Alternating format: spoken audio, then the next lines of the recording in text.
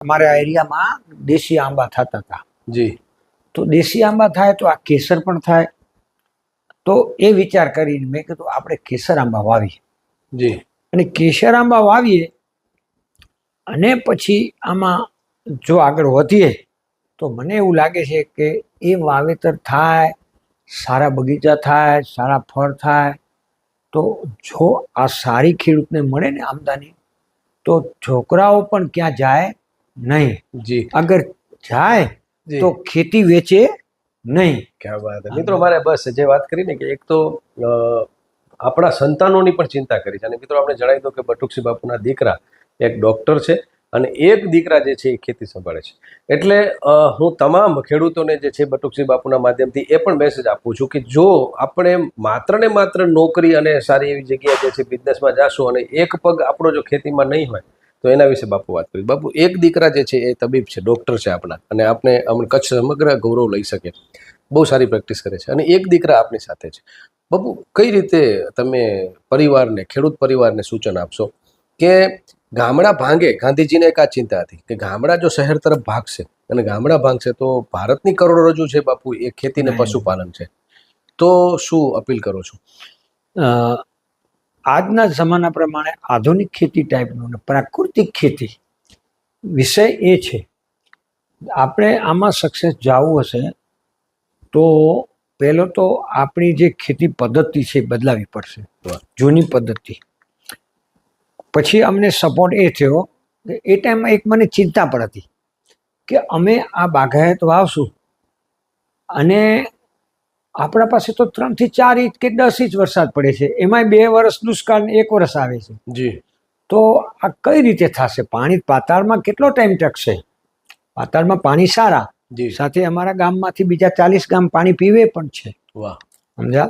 પણ આખર તો bank balance રોજ તમે ઇન્કમ કાઢો તો કેટલા દિવસ? ક્યાં વાત હે. તો ભવિષ્યમાં તો એ ખાલી ખાતું થવાનું જ છે. જી જી એટલે અમે આ ટાઈમમાં મોદી સાહેબે આ યોજના કરી ડ્રીપ એરિગેશનની, વાહ અને અમે એમાં થોડોક એવું લાગ્યું કે ના આ કરવા જેવું જી ખરું, કે જે 100% પાણી જોતું હોય એની અંદર તમે 15%માં આટલી પિયત કરી શકો.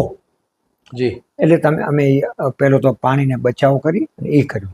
અને પ્રાકૃતિક ખેતી અમે નક્કી કર્યું હતું કે આ ખેતી કરવી છે અત્યારે આપણને, તો એની અંદર કોઈ પણ વસ્તુ આપણને ફર્ટિલાઇઝર નહીં નાખવાનું, ને યુરિયા ને ડીડી.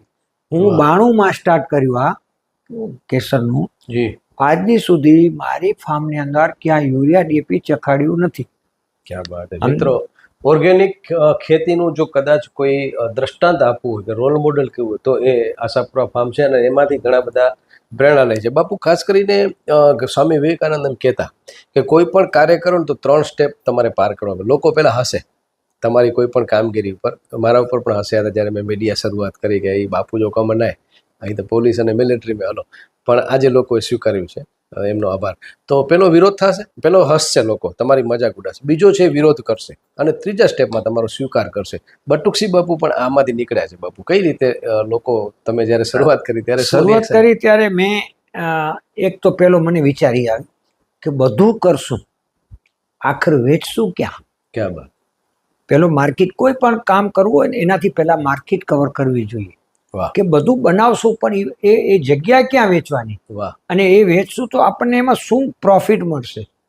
એ ખેડૂત જ્યાં સુધી વેપારી નહીં બને ત્યાં સુધી ખેડૂતનો ઉદ્ધાર નથી. ખેડૂત વેપારી નહીં બને, ઇન્વર્ટેડ કોમામાં. હા, તો મેં વિચાર કર્યું કે હાલો આની માર્કેટ ક્યાં છે. ત્યારે હજી મેં 92માં વાવેતર કરવાની તૈયારી હતી. જી હું નરોડા માર્કેટમાં ગયો, ત્યાં ગીરના ગાડીઓની ગાડીઓ ભરીને ત્યાં આવતી હતી, ત્યાં દલાલો વેચતા. હવે મેં બધું એમાં વિશ્લેષણ કર્યું કે લાઈનમાં ગાડી ઊભી હોય, લાખ રૂપિયાની કેરી વેચાતી હોય તો 10% કમિશન દલાલો લેતા હોય, એજન્ટો લેતા હોય. જી પછી બીજા ખર્ચા 2 રૂપિયા, અહીંયા 2 રૂપિયા, 20 રૂપિયાની વેચાય તો ખેડૂતની ખીચામાં 13 રૂપિયા આવે. એટલે મને થોડુંક એવું લાગ્યું કે ના, આ તો સારું નથી. આપણે માલ મહેનત આટલી કરીએ છીએ આખો વર્ષ, અને એ આપણો હકનો અધિકાર છે, આપણો પસીનાનો છે. કુદરત એક વખત આપે છે, અને એ આપણે જો આવું કરવું હોય અને આપણને પોતાને માર્કેટ બનાવવી પડશે તો કઈ રીતે બને? એટલે મને વિચાર આવ્યો કે તો તમને ક્વોલિટીમાં જવું પડશે. સારી ક્વોલિટી હશે તો આપણને માર્કેટમાં જવાની જરૂર નથી. માર્કેટ આપણા અહીંયા ફાર્મ ઉપર આવશે. અને ત્યારથી મેં નક્કી કર્યું. બીજો વિચાર એ આવ્યો કે જો હું આ માર્કેટ કરું તો માર્કેટ કોને કહેવાય? કારણ કે એ જમાનામાં હું સપના બહુ મોટા દેખતો હતો કે માર્કેટ કોને કહેવાય? આ 2 4 5 ગાડી બટુકસીની થાય એનાથી માર્કેટ ન કહેવાય. જી, માર્કેટ તો કોને કહેવાય કે દુનિયા આખી આપણે અહીંયા આવે, 500 હજારો ગાડીઓ લાઈનમાં ઊભી હોય વાહ, ખેડૂતના ફાર્મ ઉપર કે એપીએમસીમાં કે ગમે ત્યાં, મતલબ જ્યાં આપણું જી. હોય સેન્ટર, અને આપણી ક્વોલિટી સારી હોય તો માર્કેટ આપણા પાસે આવે. હવે એના માટે મારે શું કરવું પડે? તો હું એક ભારતનો ખેડૂત છું, હું રાષ્ટ્રીય ખેડૂત છું. જી, તો આ એરિયા આખો મારા સાથે રાખવો પડે. હું એક નાનો પણ, વાહ, એટલે બધા ખેડૂતોને મેં ભેગા કર્યા જી, કે ભાઈ જમાનું બદલે છે, આવો જી, હવે કાંઈક આમાં નવું કરીએ. જી, મેં મારા વિચાર બધા રજૂ કર્યા, પણ કુદરતે એવું છે, સંકોચિક વિચારો ક્યારેક ક્યારેક આવતા હોય છે. જી, તો કે આ તો 3 વર્ષે થાય, ક્યારે આમાં ઓલા થાય, આ લે કોણ? આટલું આપણું માલ બધા એકસાથે. મેં જો દુનિયા છે ને, વસ્તી વધશે, જમીન ભગવાન કોઈ દિવસ વધારતો નથી. ક્યાં વાત, વાહ, અને બહુ સરસ. આપણે વેચવું હશે ને તો અમારી ને મારી 4 સિટીમાં પૂરી નહીં થાય. વાહ, તમે આમાં આગળ વધો. બીજા ભાઈએ કીધું કે આ બધું 3 વર્ષે થાય, ક્યારે પછી જો થોડું થોડું કરો, થોડુંક બીજું રિટર્ન પાક કરો, જેનાથી આપણે ઘર સંચાલન કરી શકીએ. ધીરે ધીરે આવો બધા. પણ ત્યારે છેલ્લે એન્ડમાં એવું કીધું જી, કે તમે કરો, અમે જોઈએ. જોઈએ. તો મિત્રો, આ એક જે છે ને પ્રયાસ હંમેશા, અને એ કોઈક આગળ, ને આપણી ભારતની તો એક તાસીર જ છે કે અહીં અગી આવે નો અસી પોઠી આવ્યું, અસી બેઠા આવ્યું. પછી એ ખરેખર આપણે પાછળ જોઈએ ત્યારે બેઠા જ હોય, એટલે બેઠા જ હોય. પણ બાપુ હાર્યા નહીં, બાપુ થાક્યા નહીં.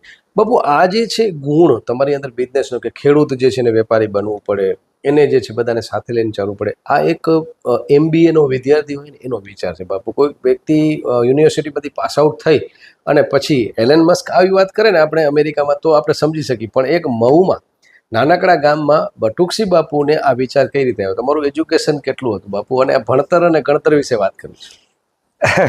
આ તો ખરેખર એવી વાત છે. એજ્યુકેશન તો મારું જાજુનો અને શોખ હતો ભણવાનો.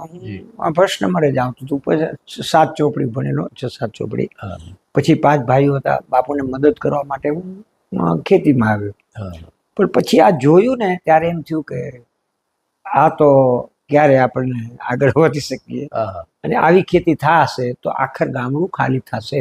જી, બધાને સિટીનું મોહ છે. હું તો એમ કહું છું કે આ એ ટાઈમમાં, એ જમાનામાં હું સપના જોતો હતો કે જ્યારે ખેડૂત વેપારી બનશે ને ત્યારે ઘર આંગણે વેપારીઓ, બીજા દુનિયા નહીં, એક્સપોર્ટરો પણ એના પાસે આવશે. અને ત્યારે ગામડું ધબકતું થશે. અને એ ગામડાની અંદર આજે પરિસ્થિતિ એ જ છે. બીજું મને ચિંતા એ ટાઈમની હતી, એ તમને વચ્ચે મેં ન વાત કરી, કે આપણા પાસે વરસાદ ઓછો હતો. તો મેં એવું વિચાર્યું કે અહીં ગીરની અંદર તો આટલો વરસાદ પડે છે, 100 ઇંચ, 80 ઇંચ. જી, બહુ. તો આનામાંથી શું આપણે કરશું? અને બધા ખેડૂતો કેવી રીતે કરી શકશે? પણ એક વિચાર આવ્યો કે જો બધા મારા સાથે જો આવે ને તો આ કચ્છની અંદર પર્યાવરણ આખું સુધરી જાય. અને પર્યાવરણ સુધરી જાય, બધા જગ્યાએ આવું આંબાના બગીચા થઈ જાય, અને હવામાન આખો પલટો થઈ જાય, તો ભગવાનને એક દિવસ કચ્છમાં વરસાદ વસાવી પડે. અને હવે રેગ્યુલર છે. આજે 30 વર્ષથી 30 વર્ષ 25 વર્ષના દીકરાને પૂછો કે દુષ્કાળ જોયું છે? નથી જોયું. જી, જી, કારણ કે આ બધું વાતાવરણ બદલી ગયું. ક્યાં બાત. એટલે પ્રકૃતિને આપો છો તો પ્રકૃતિ તમને રિટર્ન ગિફ્ટ આપે જ છે બાપુ. ખાસ કરીને બાપુ, મને એ જાણવું છે કે તમારું અધૂરું સપનું, તમને ભણવાનો શોખ હતો પણ એ દીકરાએ તમારા પૂરો કર્યો. કે મેં 5 ભાઈઓ હતા. હું ગયો હતો, મને ઇંગ્લિશ તો બહુ ફાવતી નહોતી, પણ હું અરબી ભાષા ત્યાં કરી લેતો હતો. કારણ કે ત્યાં અરબ લોકોથી કામ કરવાનું રહેતું હતું. અને એમાંથી હું આગળ વધ્યો. ત્યાં પણ નાની મોટી દુકાન પણ હતી મારી. છેલ્લે એમાં હું લેબર તરીકે ગયો હતો. અને પછી અહીં આવ્યો ને તો એક ડંજ રહેતું હોય કે હું ભણ્યો નહીં. ભણે નથી. વાહ પણ હવે ક્યાં ભણવું? હવે તો આ ધરતી માતા સાથે સંબંધ છે. જી તો 5 ભાઈઓના દીકરા મારા, બધા અમે 5 ભાઈઓના બધા દીકરા, તો એમને ભણાવીએ ને તો મારું સપનું સાકાર થાય. વાહ એટલે એટલે વસવસો અંદર હતો જ. હા હતો. જી. તો મોટો દીકરો છે રેડિયોલોજીસ્ટ છે, MD. વાહ એમના મિસિસ પણ રેડિયોલોજીસ્ટ છે. વાહ બીજો નાનો દીકરો છે MBA કર્યું છે, કારણ કે માર્કેટમાં કામ આવે આપણને, ખેતીમાં કામ આવે. વાહ બીજા ભાઈનો દીકરો છે એ MBA કર્યું. 2 ભાઈઓના દીકરા BSc એગ્રી કરાવ્યા, એટલે ખેતીવાડીમાં કામ આવે. ક્યાં બાત. એક BCA કર્યું, જેને કોમ્પ્યુટર સિસ્ટમની ખ્યાલ આવે.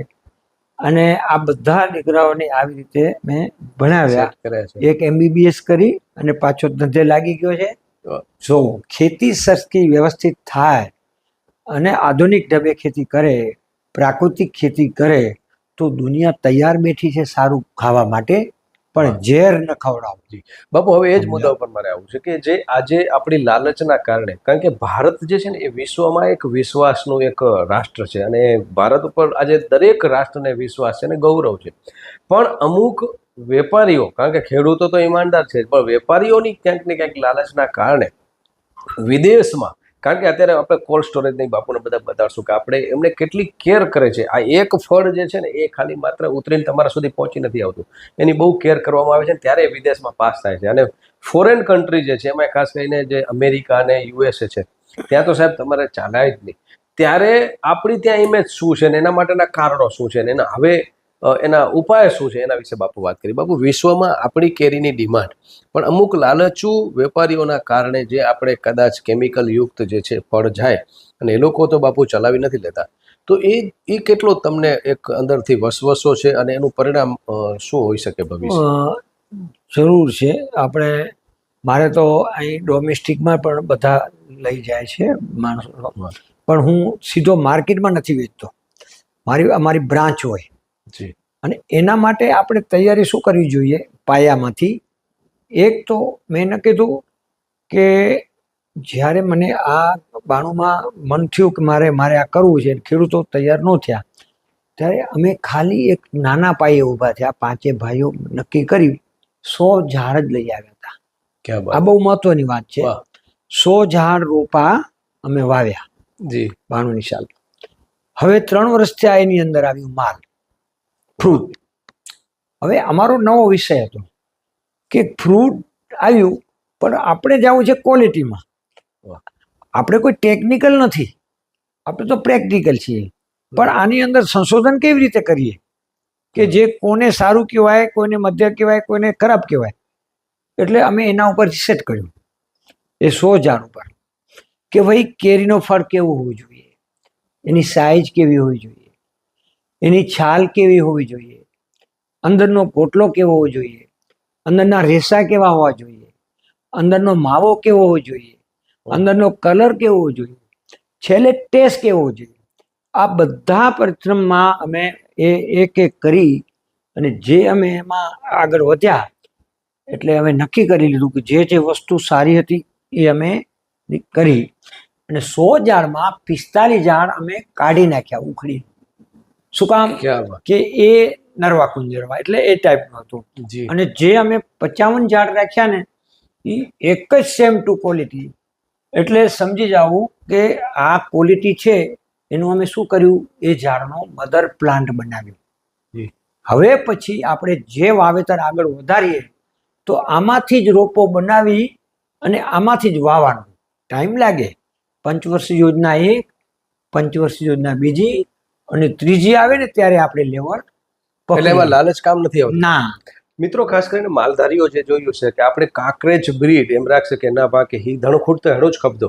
આપણે આ જે ધણનો જે આંકડો છે ને એમાં બાંધછોડ નથી કરતા, અને કાંકરેજની નસલ આપણે ગમે એ ગાય જે છે એ આપણે આંકડે નથી બાંધતા, કારણ કે માલધારીને ખબર છે કે આની બ્રીડ જે છે, આની નસલ જે છે ને એ શ્રેષ્ઠ છે. અને એટલે આજે મેઘરાજી દાદાના જે છે એ બુલને, જે નંદીને જે છે ગુજરાતમાંથી ફર્સ્ટ નંબર મળતો. શું કામ?